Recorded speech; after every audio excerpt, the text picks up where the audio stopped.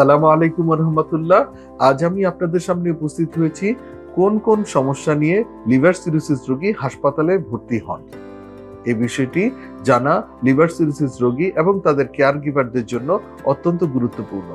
Liver cirrhosis আমরা জানি একটি দীর্ঘমেয়াদী অবস্থা এবং একটি অপরিবর্তনীয় অবস্থা। এই অবস্থায় অনেকে দেখা যায় শুধুমাত্র লিভার সিরোসিস অর্থাৎ কম্পেনসেটেড লিভার সিরোসিস অর্থাৎ জটিলতা মুক্ত লিভার সিরোসিস নিয়ে দীর্ঘমেয়াদে বেঁচে থাকতে পারেন। এই ধরনের রোগীদের সাধারণত হাসপাতালে ভর্তি হওয়ার প্রয়োজন পড়ে না। তবে হ্যাঁ, হঠাৎ করে তারাও হাসপাতালে ভর্তি হতে পারেন যদি দেখা দেয় তার হঠাৎ করে জন্ডিস হয়েছে, অর্থাৎ হেপাটাইটিস বি ভাইরাস তার রয়েছে, হেপাটাইটিস বি ভাইরাস থেকে তার লিভার সিরোসিস হয়ে গিয়েছে, কিন্তু হঠাৎ করে অন্য কোনো ভাইরাসের সংক্রমণে তার জন্ডিস দেখা দিয়েছে। সেটি হতে পারে হেপাটাইটিস এ কিংবা হেপাটাইটিস ই ভাইরাস জনিত, অর্থাৎ খাদ্য ও পানীয় বাহিত যে ভাইরাস রয়েছে তার আক্রমণ হয়েছে। সেই ক্ষেত্রে এই ধরনের রোগীরা হাসপাতালে ভর্তি হন।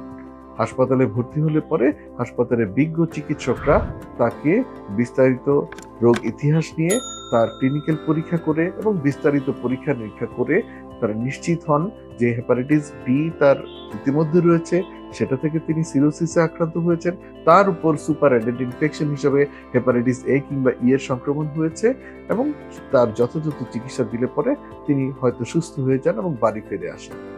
আর দেখা যায় ডিকম্পেনসেটেড লিভার সিরোসিস অর্থাৎ অস্থিতিশীল লিভার সিরোসিস, যাদের ডিকম্পেনসেশন হয়ে থাকে সাধারণত পেটে পানি এলে অর্থাৎ অ্যাসাইটিস হলে, এনকেফালোপ্যাথি হলে অর্থাৎ রোগী অজ্ঞান হয়ে গেলে এবং জন্ডিস দেখা দিলে, এই তিনটির যে কোনো একটি হলে পরে কিন্তু হাসপাতালে ভর্তি হওয়া লাগে। তাহলে লিভার সিরোসিস রোগী যখন ডিকম্পেনসেটেড অবস্থায় থাকেন অর্থাৎ পেটে পানি থাকে, তাকেও কিন্তু হাসপাতালে ভর্তি হতে হয়। কোন পরিস্থিতিতে? যদি দেখা যায় হঠাৎ জ্বর এসে গেছে, তার পেটে তাপমাত্রা বেড়ে গেছে এবং জ্বরে তিনি কাতর হয়ে যাচ্ছেন, অর্থাৎ স্পন্টেনিয়াস ব্যাকটেরিয়াল পেরিটোনাইটিস হয়েছে, অর্থাৎ তার পেটে যে পানি রয়েছে সেই পানিতে ইনফেকশন হয়ে গিয়েছে, সেক্ষেত্রে সেই রোগীকে হাসপাতালে ভর্তি করে চিকিৎসা দিতে হয়।